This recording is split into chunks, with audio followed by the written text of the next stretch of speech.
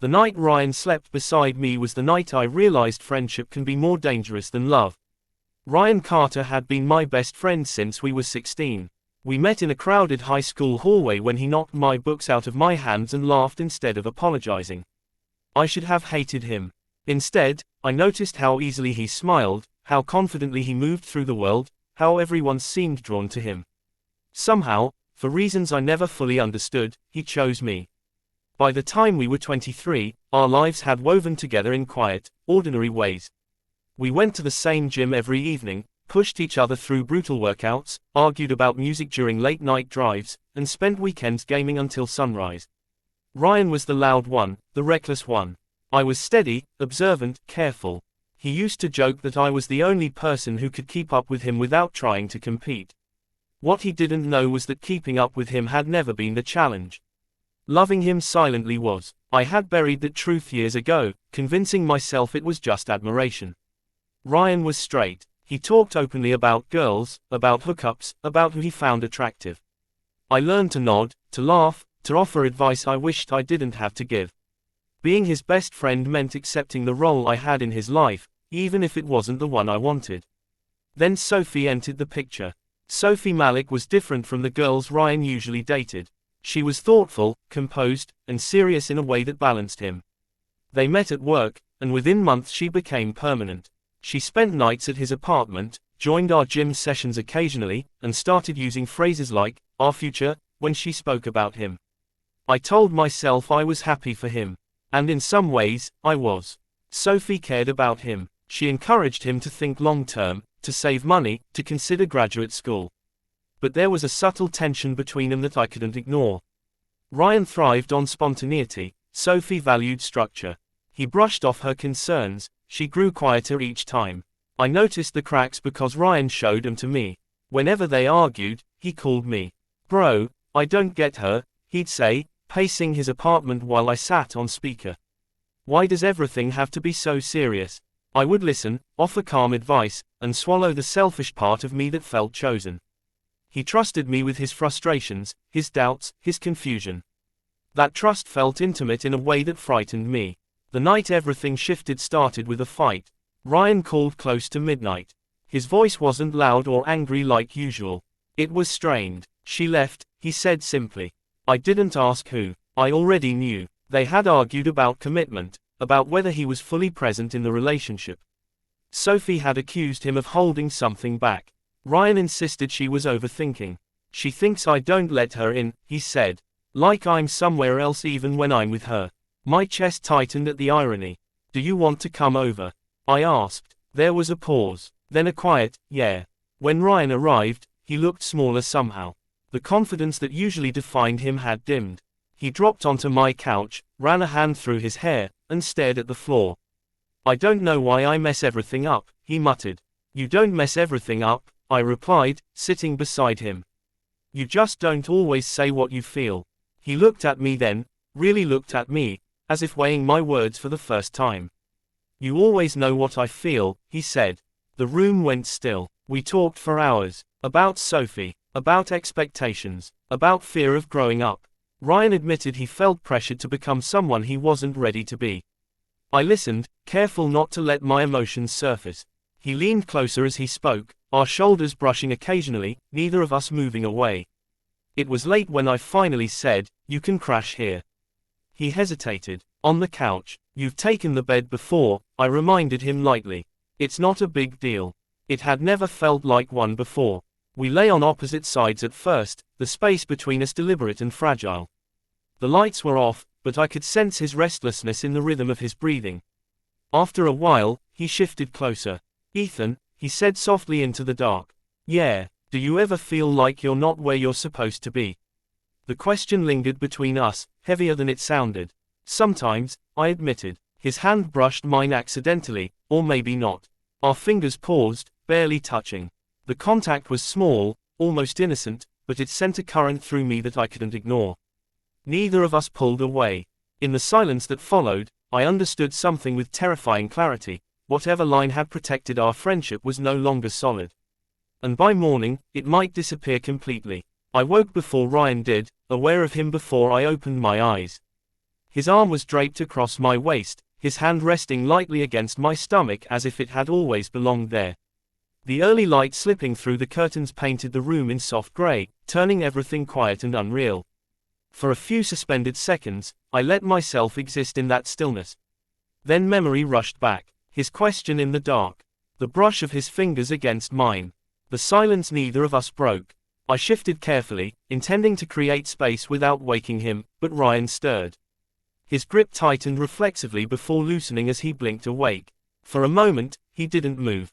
His eyes met mine, and something unreadable passed between us, confusion, maybe. Or recognition. "Morning," he murmured, voice rough with sleep. "Morning." He glanced down at his arm around me, then back at my face. He didn't pull away immediately. That hesitation felt louder than any reaction. Finally, he sat up, running a hand over his jaw. "Sorry," he said. "I guess I move around a lot." "It's fine," I replied, forcing a calm I didn't feel. His phone buzzed on the nightstand. The screen lit up with Sophie's name. Ryan stared at it, jaw tightening. He let it ring out. "You're not going to answer?" I asked carefully. "I don't know what to say," he admitted. That honesty unsettled me more than if he had lied. We moved through the morning cautiously, like strangers navigating unfamiliar ground. I made coffee. He leaned against the counter, unusually quiet. Every glance lingered a fraction too long. Every accidental brush of hands carried weight. "I meant what I said last night," Ryan said suddenly. "About feeling off." I set my mug down. "Off how?" He exhaled slowly. "Like I'm playing a role. Like Sophie sees a version of me I'm not sure is real." "And what version is that?" "The stable one. The guy who's ready to settle down." His gaze locked onto mine. "You see all of me." The words settled between us with dangerous intimacy. "Ryan," I began, unsure whether I was about to protect him or myself.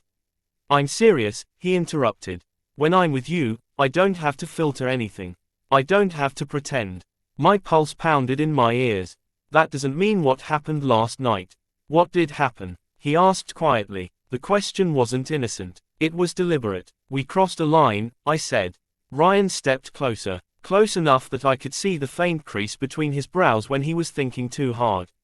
"Did we?" he asked. "Or did we just stop pretending?" My breath caught. Every rational thought screamed at me to create distance, to remind him of Sophie, of loyalty, of consequences. Instead, I stayed where I was. "You're with her," I said, though the words felt weak. "I know." His voice cracked slightly. I don't know why being here feels easier." The confession unraveled something inside me. Ryan reached for my hand this time without hesitation. His fingers intertwined with mine as if testing the reality of it. His touch was warm, steady, intentional. "If this is a mistake," he said, "why doesn't it feel like one?" Because it was never just friendship, I thought. He searched my face for permission I wasn't strong enough to deny. When he leaned in, it wasn't rushed or reckless. It was slow, uncertain, giving me time to step away. I didn't. The moment our foreheads touched, the world narrowed to breath and heartbeat. There was no urgency, no chaos, just a quiet surrender to something we had both sensed long before naming it. When he finally pulled back, his expression had changed. The vulnerability was still there, but it was shadowed now by realization. "We can't tell anyone," Ryan whispered. The weight of Sophie's existence crashed back into the room. "She doesn't deserve this," I said. "No," he agreed quickly. "She doesn't." But neither of us moved away. That was the worst part. Eventually, Ryan stepped back, running both hands through his hair as if trying to reset himself. "This doesn't change anything," he said, though his voice lacked conviction. "I just needed to figure out what I was feeling." The phrasing stung. Figure out, as if I were an experiment. "And did you?" I asked quietly. He hesitated too long. "I don't know," he admitted. His phone buzzed again. Sophie's name lit up the screen once more. This time, he answered. "Hey," he said, forcing normalcy into his tone. "Yeah, I stayed at Ethan's. I just needed space." I watched him construct distance in real time. When he ended the call, he avoided my eyes. "I should go," he said. At the door, he paused, hand on the handle. For a second, it looked like he might say something that would anchor what had just happened. Instead, he offered a fragile half-smile. "We're good, right?" The question felt painfully small compared to what we had done. "Yeah," I lied. Ryan left, and the silence he left behind was heavier than before. I stood alone in my apartment, replaying every second, already aware that we hadn't just crossed a line. We had erased it, and somewhere between loyalty and longing, I had no idea which side of it I belonged on anymore. Ryan didn't come to the gym that night. He texted an hour before we were supposed to meet. Can't make it, busy. The message was short, stripped of its usual sarcasm or emojis. I stared at it longer than necessary, wondering when busy had become a shield between us. Over the next week, that word defined him. Busy at work, busy with Sophie, busy figuring things out. Each excuse built a quiet distance I hadn't agreed to but couldn't challenge without exposing why it hurt. When we finally did see each other, it wasn't planned. I stopped by his apartment to return a hoodie he'd left at my place. Sophie answered the door. Ethan, she greeted, polite but observant. Ryan didn't tell me you were coming. I was just dropping this off, I said, lifting the folded fabric like evidence of innocence. She stepped aside to let me in. Ryan was in the kitchen, leaning against the counter, phone in hand. When his eyes met mine, something flickered, guilt, maybe, or regret. Hey, he said carefully. Sophie glanced between us. You guys haven't been hanging out as much. The comment sounded casual, but her tone was probing. Work's been crazy, Ryan answered quickly. I nodded in agreement, complicit in the lie. Sophie studied him for a second too long before excusing herself to take a call in the bedroom. The moment she disappeared, the air shifted. You didn't have to come here, Ryan muttered. It's just a hoodie. That's not what I meant. I crossed my arms, grounding myself. Then what did you mean? Ryan ran a hand through his hair, a nervous habit he'd had since high school. Things are already tense. If she starts thinking something's off. Something is off, I interrupted quietly. He looked away. The silence between us was no longer charged with longing, it was burdened with avoidance.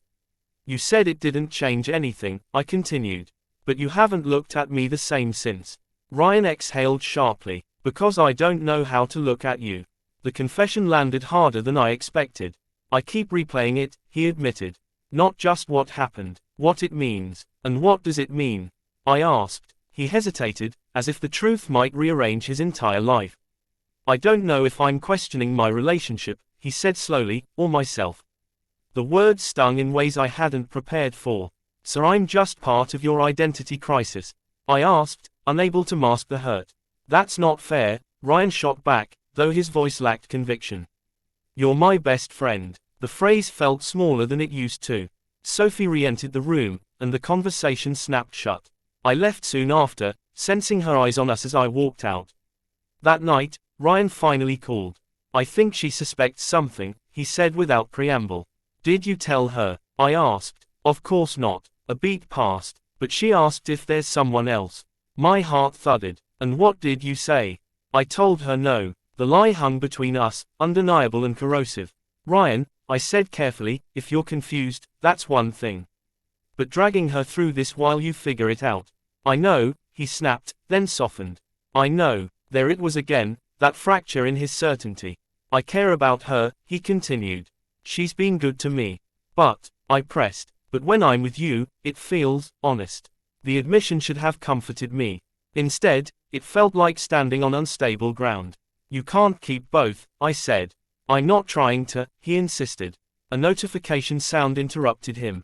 He went quiet. What? I asked. Nothing. Ryan. He hesitated. She asked to see my phone earlier. I told her she was being paranoid. Were you? Another silence. I don't want to lose either of you, he admitted. And there it was, the selfish truth neither of us had named. You don't get that option, I said firmly. You either choose honesty, or you choose comfort. He didn't respond. Days passed without resolution. Our messages became sporadic, loaded with meaning neither of us clarified. I told myself I could handle the ambiguity, that I understood his confusion. But understanding didn't dull the ache of being hidden. One evening, my phone buzzed with a message from Ryan. I miss you. 2 simple words. I stared at the screen, thumb hovering. After several seconds, I typed back before I could overthink it. I miss you too. The typing indicator appeared almost immediately, then vanished. Appeared again. Disappeared. Then nothing. An hour later, another message came, not from Ryan. It was Sophie. Why are you telling my boyfriend you miss him? My chest tightened as the reality settled in. She must have seen the message. Maybe he left his phone unattended. Maybe she had stopped trusting him entirely. Whatever the reason, the fragile secrecy we'd been balancing on had shattered. And this time, there would be no pretending we hadn't crossed the line. I didn't respond to Sophie's message. Not because I didn't have an answer, but because every possible response would confirm what she already feared. My silence felt cowardly, yet anything else would have been cruel. 10 minutes later, Ryan called. His voice was frantic. She went through my phone. I figured. She saw everything, Ethan. The messages. That night I didn't come home until morning. She put it together. I leaned against the wall, steadying myself. What did you tell her? That it wasn't what she thinks. The denial didn't surprise me. It disappointed me. And what does she think? I asked quietly. That I cheated. The word lingered between us, sharp and unavoidable. You did, I said. There was a long pause on the other end. I could almost hear him breathing. She's crying, Ryan admitted, his voice breaking. She asked me if I'm in love with you. The question hit harder than I expected. And what did you say? I asked. Another silence. Longer this time. I said I don't know. Something inside me shifted. Not anger. Not heartbreak. Just clarity. Ryan, I said steadily, you can't keep answering life with, I don't know. I'm trying to fix this, he insisted. Fix what? Your relationship, or the fact that you felt something you didn't plan to feel. He didn't respond. I never meant to hurt her, he said finally. I know, I replied. But you did. The truth was simple. Intent didn't erase impact. I need to see you, Ryan said. In person. We met at the park near our old high school, the place where our friendship had solidified years ago. It felt symbolic, almost cruel, to return there now.